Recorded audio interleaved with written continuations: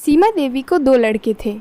छोटे बेटे विपुल की उम्र शादी की हो गई थी, इसलिए सीमा देवी अपने छोटे बेटे विपुल के लिए लड़की ढूंढ रही थी। सीमा देवी की तलाश चांदनी नाम की लड़की पे जाके रुकती है। चांदनी देखने में बहुत ही खूबसूरत थी और साथ ही साथ वो अपने साथ दहेज में बहुत सारे पैसे लाने वाली थी, इसलिए सीमा देवी चांदनी से बहुत ज़्यादा प्यार करती थी। ऐसे ही समय बीतता है और एक दिन सीमा देवी अपनी बड़ी बहू मालिनी से कहती है, अरे बड़ी बहू, जल्दी से अपने सारे काम ख़त्म कर ले, फिर चांदनी बहू के लिए बाजार से गहने भी खरीदने हैं। मैं तो अपना काम पूरा कर ही लूँगी सासू माँ, लेकिन आप सिर्फ अपनी छोटी बहू को ही गहने दिलाएंगी या बड़ी बहू को भी दिलाएंगी? आखिर शादी मेरे छोटे देवर की है। गहने चाहिए तो अपने पति से मांग या अपने बाप के घर से ले आ। मैं तो अपनी छोटी बहू चांदनी, जो देखने में काफ़ी खूबसूरत है और अपने साथ बहुत सारा दहेज भी ला रही है, उसी को गहने दूंगी। तू तो अपने साथ एक फूटी कौड़ी भी नहीं ले आई, तो तुझे गहने किस बात की दूं? तूने मेरे लिए किया ही क्या है? अच्छा जी, घर के सारे काम मैं करूं, आपकी सेवा मैं करूं, और आप बोल रही हैं कि मैंने किया ही क्या है? वाह वाह वाह वाह वाह। अच्छा बड़ी बहू, शादी ब्याह का घर है, मुझे तुझसे जुबान लड़ाने का कोई शौक़ नहीं है। आज मुझे गहने खरीदने जाने हैं और कल कैटरिंग वाले के पास जाना है। और रही बात गहने की, तो तू आर्टिफिशियल पहन लेना। वैसे भी आजकल असली और नकली में फ़र्क ही क्या है। रहने दो माँ जी, मेरे घर वालों ने इतने तो गहने दिए ही हैं कि मैं दिखावटी के गहने ना पहनूं। अच्छा ठीक है, तो फिर मांग ही क्यों रही है? चुपचाप घर के सारे काम ख़त्म कर। इतना कहकर सीमा देवी वहाँ से चली जाती है। छोटी बहू बहुत पसंद आ रही है ना माँ जी को, आने दो शादी होकर। सारी पसंद नापसंद में ना बदल दी तो मेरा नाम भी मालिनी नहीं। कुछ ही दिनों बाद चांदनी और विपुल की शादी हो जाती है। शादी वाले दिन चांदनी ने बहुत ज़्यादा तला भुना खाना खा लिया था, जिसकी वजह से शादी के दूसरे ही दिन चांदनी का पेट खराब हो जाता है और वह बार बार शौचालय का चक्कर काटने लगती है। चांदनी को बार बार शौचालय का चक्कर काटते हुए देखकर बड़ी बहू मालिनी को चांदनी को नीचे गिराने के लिए एक उपाय सूझता है। लगता है इस चांदनी का पेट खराब है, सुबह से देख रही हूँ बार बार शौचालय का चक्कर काट रही है। बहुत सुशील बनती है ना माँ जी के सामने। रुको, अभी इसे सबक सिखाती हूँ। थोड़ी देर बाद मालिनी शौचालय के दरवाजे के पास जाके खड़ी हो जाती है। उसी समय चांदनी अपना पेट हल्का करने शौचालय के पास आती है। अरे दीदी, आप ये शौचालय के दरवाजे के पास क्यों खड़ी है? अंदर कोई गया है क्या? तो मुझे क्या शौक लगा है शौचालय के बाहर खड़े होकर सुगंध लेने का? घर में एक ही शौचालय है, अंदर माँ जी गई हैं, वो निकले तो मैं जाऊंगी। चांदनी मन ही मन सोचती है, अरे यार, कैसा घर है ये जहाँ एक ही शौचालय है और ये यहाँ लाइन लगा के खड़ी है। अगर जल्दी से मैंने अपना पेट हल्का नहीं किया तो बहुत बड़ी प्रॉब्लम हो जाएगी। चांदनी इतना सोचकर घर के बागीचे की तरफ चली जाती है। अब देखती हूँ ये अपना पेट कहाँ हल्का करती है। अंदर तो कोई गया ही नहीं था। वाह मालिनी, क्या दिमाग पाया है तूने, अब आएगा मज़ा। मालिनी चांदनी के पीछे पीछे बागीचे में चली जाती है और एक पेड़ के पीछे छिपकर देखती है कि चांदनी अपना पेट मटके में हल्का कर रही थी, जिसे देखकर मालिनी के मन में एक और आइडिया आता है। अरे वाह, देखो तो इस बेशरम को कैसे अपना पेट मटके में हल्का कर रही है। अब जैसे ही यह सोच करके हटेगी, मैं यह मटका उठाकर माँ जी के बिस्तर के नीचे रख दूंगी।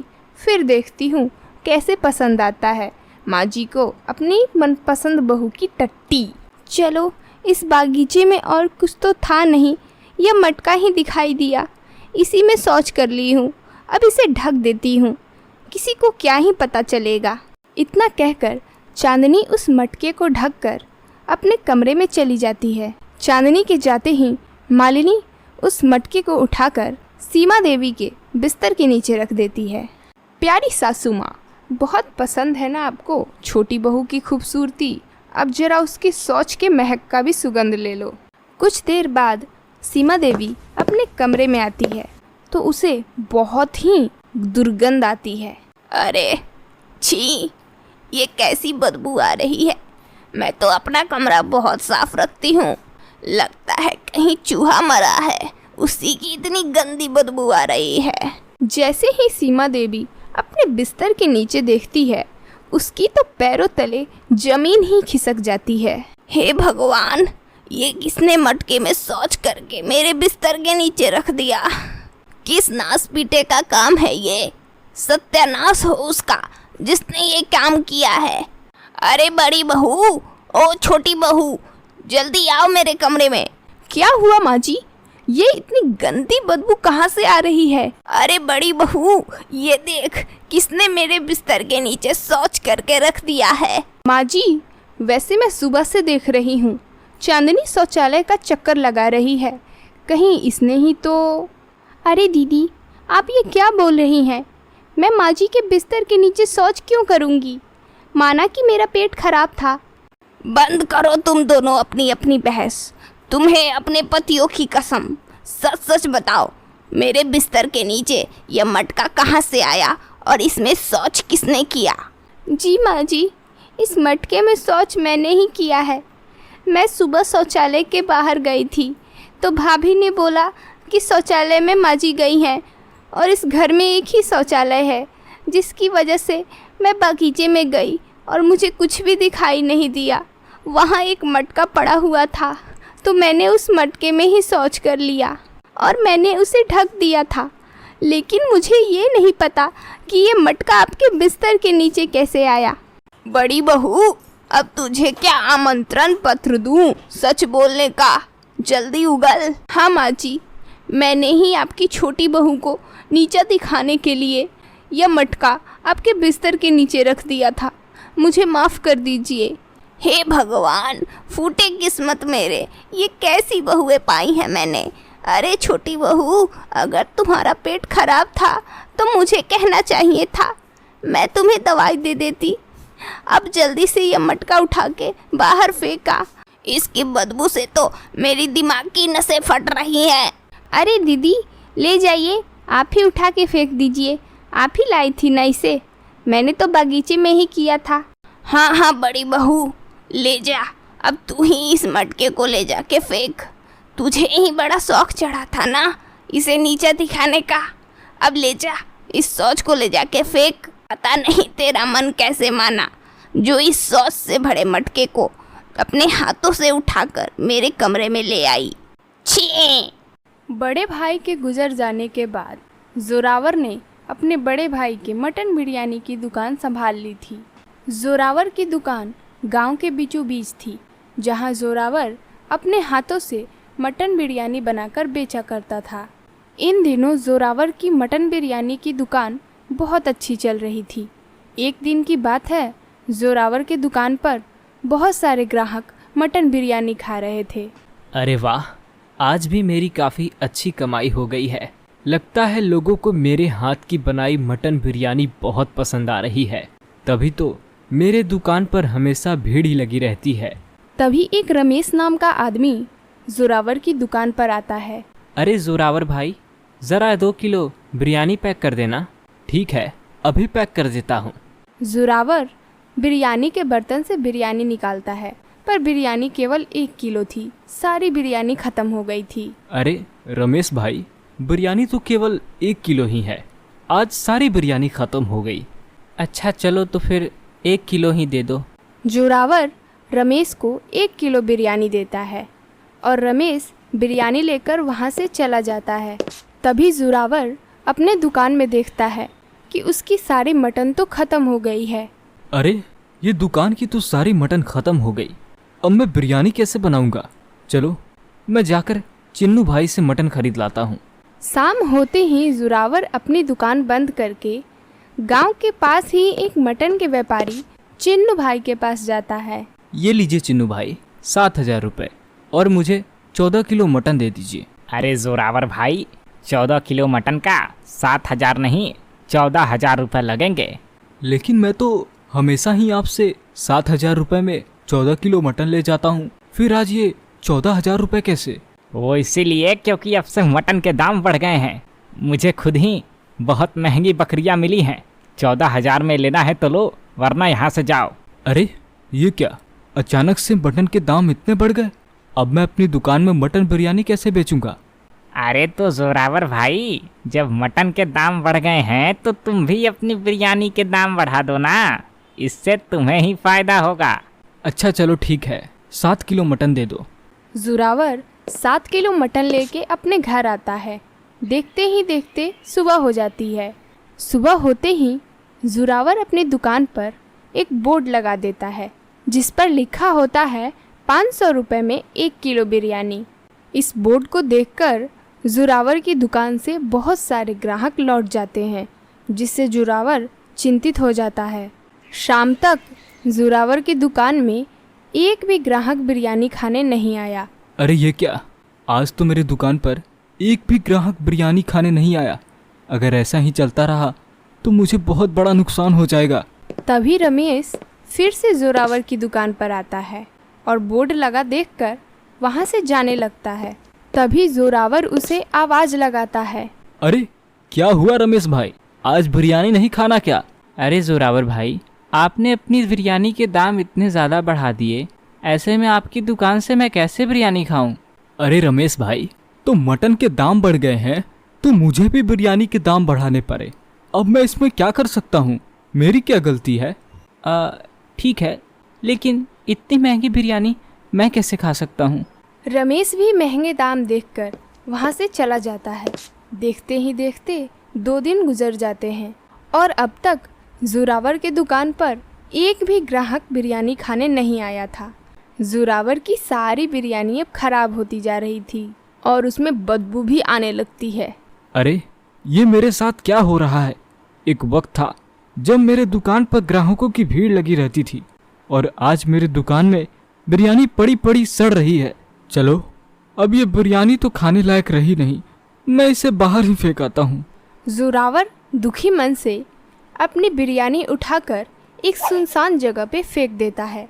तभी वहाँ बिरयानी को खाने बहुत सारे आवारा कुत्ते आ जाते हैं।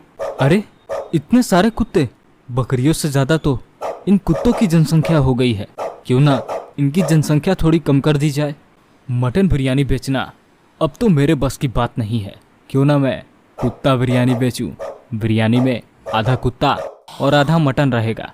ऐसे भी लोगों को क्या ही पता चलेगा मटन है या कुत्ता।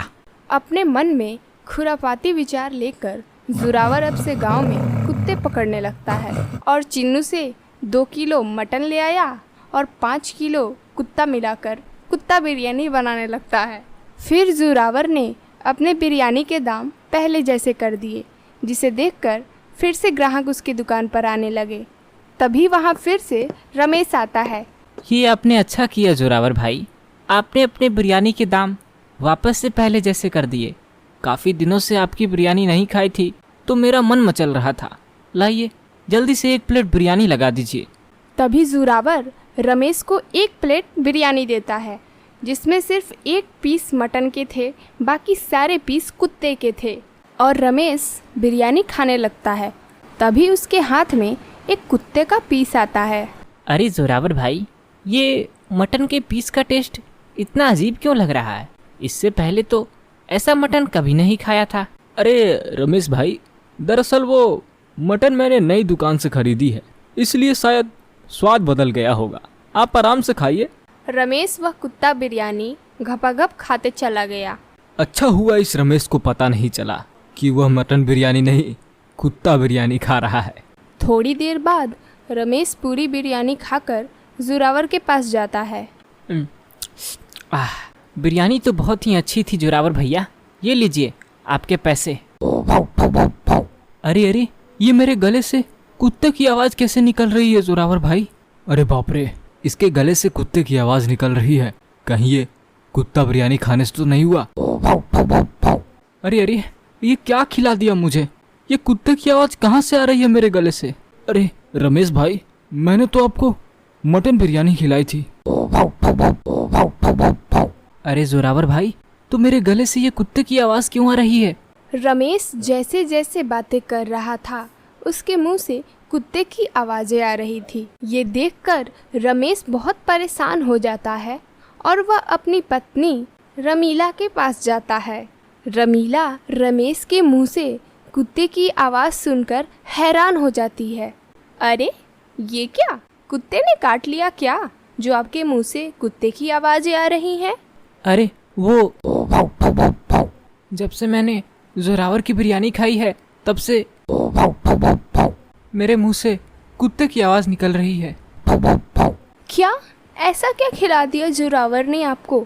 चलिए मैं चलती हूँ उसकी दुकान पे। रमीला रमेश को लेकर जोरावर के दुकान पर जाती है। उस समय जोरावर की दुकान पर बहुत सारे ग्राहक कुत्ता बिरयानी खा रहे थे। अरे जोरावर भाई, मेरे पति को क्या खिला दिया आपने? रमीला की आवाज़ सुनकर दुकान पर बैठे सभी ग्राहक रमीला की तरफ देखने लगते हैं। जब से मेरे पति आपके दुकान से मटन बिरयानी खाकर गए हैं तब से कुत्ते की आवाज़ निकल रही है। ऐसा लग रहा है जैसे आपने उन्हें कुत्ता बिरयानी खिला दिया हो। अरे बहन जी, ये आप क्या कह रही हैं? रमीला की यह बात सुनकर वहाँ बैठे सभी ग्राहक अपने हाथ रोक लेते हैं। तभी वहाँ बैठा सुमित नाम का आदमी कहता है, अरे बाप रे, यानी मैं उसी समय से जिसे मटन बिरयानी समझ के खा रहा था वो कुत्ता बिरयानी है। इतना कहते ही सुमित और दुकान पर बैठे बाकी ग्राहक जोरावर को मारने जाते हैं, लेकिन उससे पहले ही जोरावर अपनी दुकान छोड़कर भाग जाता है।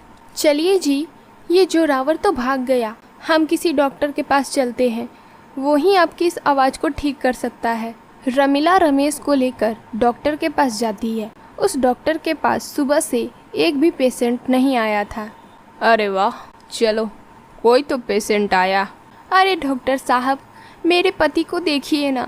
अरे जब से इन्होंने कुत्ता बिरयानी खाई है तब से इनकी आवाज़ कुत्ते की तरह निकल रही है। क्या कुत्ता बिरयानी? अरे भाई साहब, लोग मटन बिरयानी खाते हैं, चिकन बिरयानी खाते हैं, आपने कहाँ से कुत्ता बिरयानी खा ली? वैसे कैसी बनी थी कुत्ता बिरयानी? अरे रमीला, तुम मुझे ये कैसे डॉक्टर के पास ले आई? भाव भाव, मेरे इलाज करने के बजाय भाव भाव, ये तो मुझे स्वाद पूछ रहा है। अरे अरे घबराइए मत, मैं अभी आपके गला काट देता हूँ, ना रहेगी गला और ना निकलेगी कुत्ते की आवाज़। फिर रमेश डॉक्टर की बात सुनकर इतना डर जाता है कि उसकी आवाज़ सही हो जाती है। अरे ये कैसा डॉक्टर है? पागल है क्या? गला काट देगा तो फिर मैं जिंदा कैसे बचूंगा?